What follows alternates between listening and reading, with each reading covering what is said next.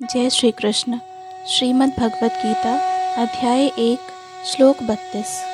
किं नो राज्येन गोविंद किं भोगैर्जीवितेन वा येषामर्थे कांक्षितं नो राज्यं भोगा सुखानि च। श्लोक 33। त इमेव स्थिता युद्धे प्राणां सत्यक्त्वा धनानि च आचार्यः पितरः पुत्रास्तथैव च पितामहः। श्लोक 34। मातुलः श्वशुरः पौत्रः श्यालः सम्बन्धिनस्तथा एतान् हन्तुमिच्छामि घ्नतोऽपि मधुसूदन। श्लोक 35। अपि त्रैलोक्यराज्यस्य हेतुः किं नु मही कृते निहत्य धार्तराष्ट्रान् का प्रीतिः स्यात् जनार्दन। हे गोविंद, हमें राज्य, सुख अथवा इस जीवन से क्या लाभ, क्योंकि जिन सारे लोगों के लिए हम उन्हें चाहते हैं वे ही इस युद्ध भूमि में खड़े हैं। हे मधुसूदन, जब गुरुजन, पितृगण, पुत्रगण, पितामह, मामा, ससुर, पौत्रगण, साले तथा अन्य सारे संबंधी अपना अपना धन एवं प्राण देने के लिए तत्पर हैं और मेरे समक्ष खड़े हैं, तो फिर मैं इन सबको क्यों मारना चाहूँगा, भले ही वे मुझे क्यों न मार डालें। हे जीवों के पालक, मैं इन सबों से लड़ने को तैयार नहीं, भले ही बदले में मुझे तीनों लोग क्यों न मिलते हों। इस पृथ्वी की तो बात ही छोड़ दें। भला धृतराष्ट्र के पुत्रों को मारकर हमें कौन सी प्रसन्नता मिलेगी। अर्थात अर्जुन ने भगवान कृष्ण को गोविंद कहकर संबोधित किया, क्योंकि वे गौवों तथा इंद्रियों की समस्त प्रसन्नता के विषय हैं। इस विशिष्ट शब्द का प्रयोग करके अर्जुन संकेत करता है कि कृष्ण यह समझें कि अर्जुन की इंद्रियां कैसे तृप्त होंगी, किंतु गोविंद हमारी इंद्रियों को तुष्ट करने के लिए नहीं है।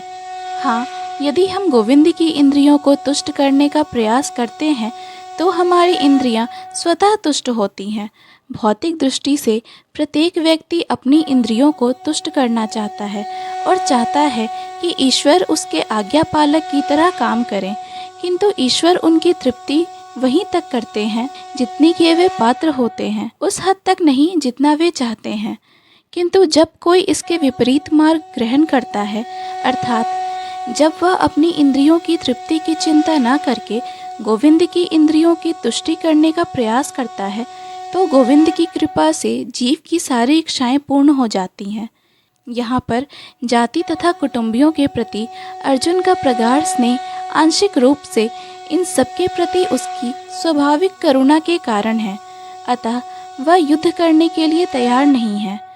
हर व्यक्ति अपने वैभव का प्रदर्शन अपने मित्रों तथा परिजनों के समक्ष करना चाहता है, किंतु अर्जुन को भय है कि उसके सारे मित्र तथा परिजन युद्ध भूमि में मारे जाएंगे और वह विजय के पश्चात उनके साथ अपने वैभव का उपयोग नहीं कर सकेगा।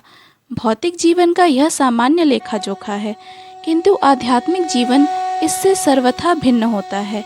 चूँकि भक्त भगवान की इच्छाओं की पूर्ति करना चाहता है, अतः भगवत इच्छा होने पर वह भगवान की सेवा के लिए सारे ऐश्वर्य स्वीकार कर सकता है, किंतु यदि भगवत इच्छा न हो तो वह एक पैसा भी ग्रहण नहीं करता।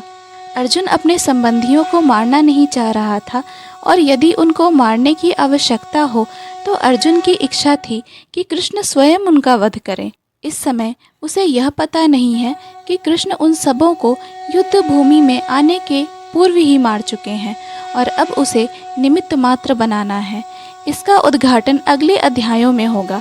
भगवान का असली भक्त होने के कारण अर्जुन अपने अत्याचारी बंधु बांधवों से प्रतिशोध नहीं लेना चाहता था, किंतु यह तो भगवान की योजना थी कि सबका वध हो।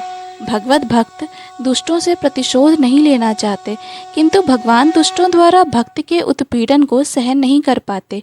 भगवान किसी व्यक्ति को अपने इच्छा से क्षमा कर सकते हैं, किंतु यदि कोई उनके भक्तों को हानि पहुंचाता है तो वे उसे क्षमा नहीं करते। इसीलिए भगवान इन दुराचारियों का वध करने के लिए उद्यत थे, यद्यपि अर्जुन उन्हें क्षमा करना चाहता था। जय श्री कृष्ण। पूर्ण भगवत गीता के श्लोकों को सुनने और समझने के लिए कृपया हमें सब्सक्राइब करें। वीडियो पसंद आया हो तो लाइक और शेयर करें।